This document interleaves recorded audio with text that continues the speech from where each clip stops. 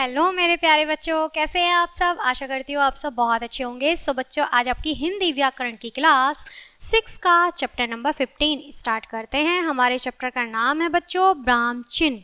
ठीक है, आज हम ब्राह्म चिन्ह के बारे में बात करेंगे। ओके, चलिए पाठ को शुरू करते हैं। विराम का अर्थ है बच्चों रुकना। विराम का अर्थ होता है रुकना। ठीक है, कुछ शब्द बोले हमने, कुछ लाइन बोली हमने और वहाँ हम ठहर गए, ठहरना। ठीक है, कुछ बोलते समय अपने भावों को प्रकट करने के लिए थोड़ा रुकते हैं। लिखित भाषा में इस रुकावट को दर्शाने के लिए कुछ चिन्हों का प्रयोग किया जाता है। ये चिन्ह विराम चिन्ह कहलाते हैं। जब हम अपनी भाषा में कुछ लिख रहे हैं, अगर हम कुछ बोल रहे हैं बच्चों, तो हम वहाँ रुक जाते हैं, और अगर हम लिखित भाषा में हमें रुकना है तो वहाँ हमें चिन्हों का, ब्राह्म चिन्ह का प्रयोग करना पड़ता है। ठीक है, तो वो उसी ब्राह्म चिन्ह को लगाने की प्रक्रिया को हम क्या कहते हैं? ब्राह्म चिन्ह कहते हैं उस प्रक्रिया को करना। ठीक है, लिखित भाषा में रुकने का संकेत करने के लिए जिन चिन्हों का प्रयोग किया जाता है उन्हें विराम चिन्ह कहते हैं। क्लियर है बच्चों? लिखित भाषा में विराम चिन्हों का प्रयोग करना बहुत आवश्यक है, नहीं तो कई बार अर्थ का अनर्थ हो जाता है। अगर हम विराम चिन्ह का या चिन्हों का प्रयोग ना करें तो अनर्थ, अर्थ की जगह अनर्थ हो सकता है। ठीक है, जैसे रुको मत जाओ, रुको मत जाओ। ठीक है, इन वाक्यों में आप देख सकते हैं कि अल्प विराम चिन्ह का स्थान बदल जाने से दोनों वाक्यों के अर्थ पूरी तरह बदल गए हैं, जबकि शब्द बिल्कुल एक जैसे हैं। शब्द तो एक जैसे हैं लेकिन इनका अर्थ बदल गया है। कैसे? रुको मत जाओ, रुको मत जाओ। अब दोनों का अर्थ ऐसे हो गया ना, बदल गया। पहले वाक्य में हमें लग रहा है कि रुको, अब वहां पर हमने चिन्ह लगाया है रुको मत जाओ, रुको मत जाओ, और यहाँ है रुको मत जाओ। ठीक है, अब आप देख सकते हैं कि हिंदी के कुछ प्रमुख विराम चिन्ह है। अब हिंदी में कुछ प्रमुख विराम चिन्ह होते हैं, ठीक है, जिन्हें हम अक्सर लगाते हैं। सबसे पहले आएगा बच्चों पूर्ण विराम। ठीक है, यह चिन्ह पूरी तरह रुकने का संकेत करता है। प्रश्नवाचक और विस्मयबोधक वाक्यों को छोड़कर अन्य सभी वाक्यों के अंत में पूर्ण विराम चिन्ह लगाते हैं। जैसे शोभित इस कक्षा में पढ़ता है, तो शोभित इस कक्षा में पढ़ता है। सेकंड है हमारा उदाहरण भगवान तुम्हारा भला करे, तो यहाँ भी हमने कौन सा चिन्ह लगाया है? पूर्ण विराम लगाया है। ठीक है, क्लियर है? अब देखेंगे बच्चों हमारा अल्प विराम। इस विराम चिन्ह का प्रयोग निम्नलिखित दिशाओं में करते हैं। निम्नलिखित दशाओं में करते हैं। कौन कौन सी जगह करते हैं बच्चों हम अल्प विराम का चिन्ह का यूज?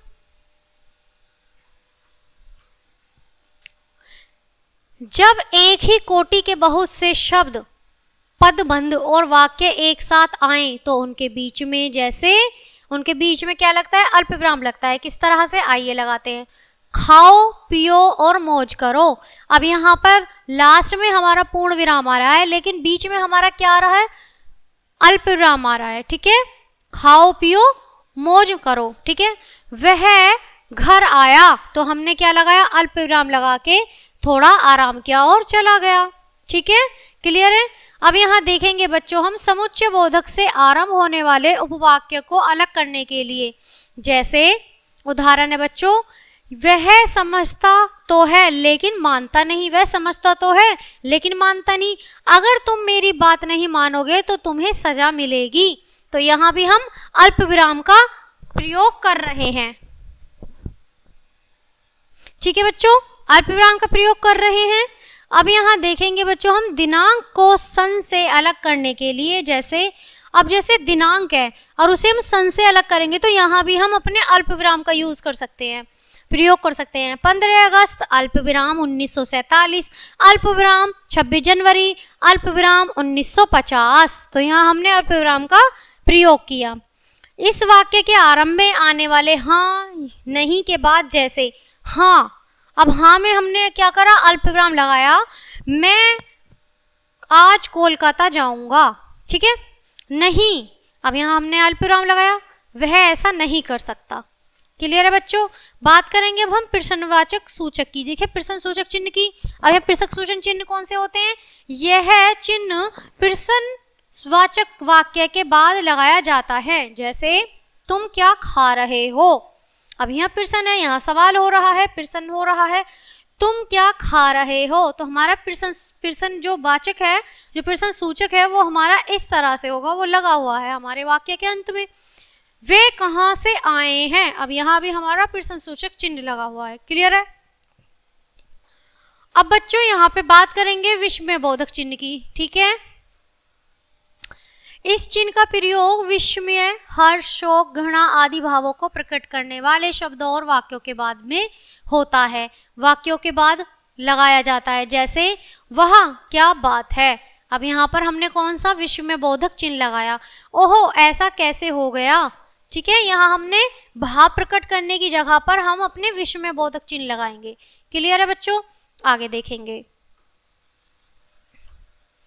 अब बच्चों उद्धरण चिन्ह की बात करेंगे। ठीक है, उद्धरण चिन्ह की, जिसे हम इंग्लिश में इन्वर्टेड कोमा कहते हैं। ठीक है, इस विराम चिन्ह का प्रयोग निम्नलिखित दशाओं में क्या होता है, कौन कौन से बच्चों, किसी के कथन को ज्यों का त्यों अधगिरत करने के लिए। जैसे तिलक ने कहा स्वतंत्रता मेरा जन्म सिद्ध अधिकार है। अब तिलक ने कहा कि स्वतंत्रता मेरा जन्म सिद्ध अधिकार है, तो ये जैसा वाक्य था ज्यों का त्यों रखना ही क्या होता है, हमारा उद्धरण चिन्ह दर्शाता है। ठीक है, अब यहाँ पर हमने लगाया है।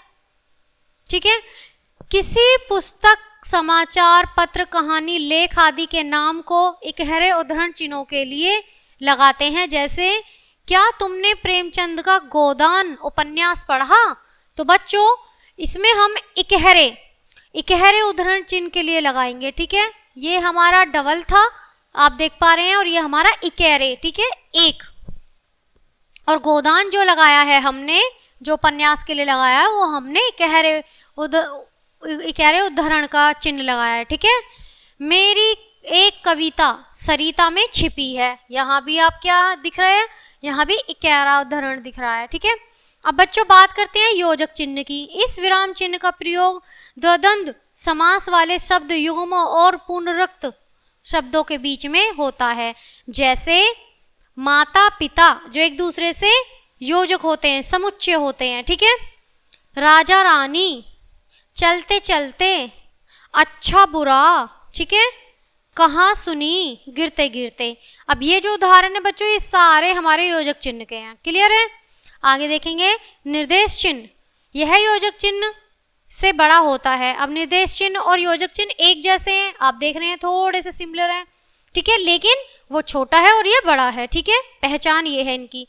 इस विराम चिन्ह का प्रयोग निम्नलिखित दशा में होता है। जैसे उदाहरण है विवरण देने के लिए, जैसे राजा दशरथ के 4 बेटे थे, राम, लक्ष्मण, भरत और शत्रुघ्न। तो यहाँ पे हमने क्या देखा कि यहाँ पर हमारा विवरण, यहाँ पर हमारा क्या है, चिन्ह दे रखा है। कौन सा, निर्देश चिन्ह।